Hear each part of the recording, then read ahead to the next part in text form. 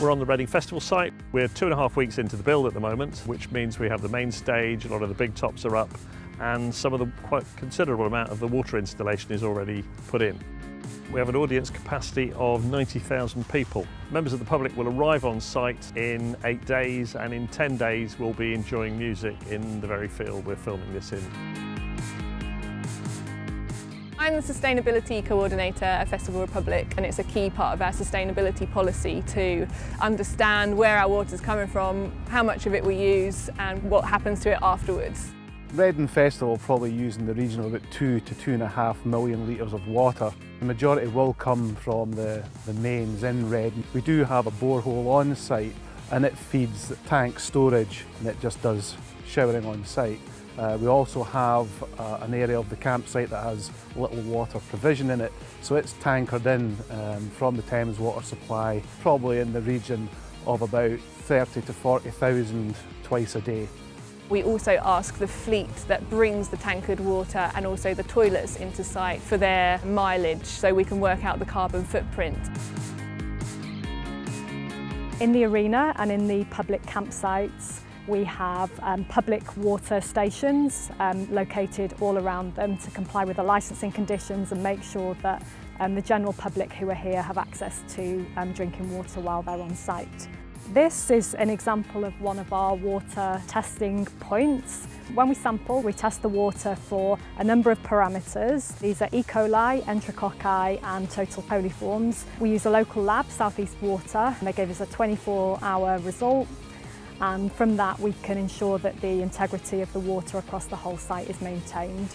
We also check some basic parameters on site. So we're interested in the temperature of the water to make sure it's keeping nice and cool, so we aim for below 20 degrees. And we also check the amount of residual disinfection in the water.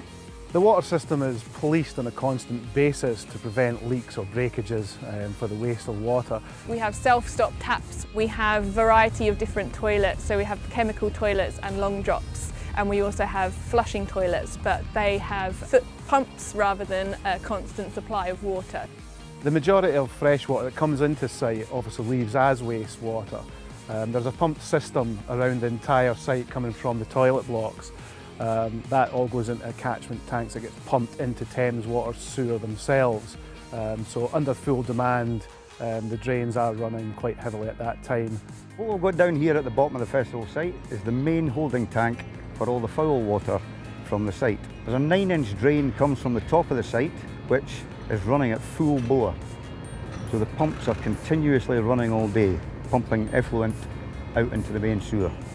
Another key part of the certification and also our sustainability policy is communication. We send out packs to the contractors and our staff in advance of the festival, and that has a section relating to water. We ask our staff and contractors to bring their own bottles so they can refill water at the taps rather than buying bottled water, and we also ask them to limit their showers when they're on site.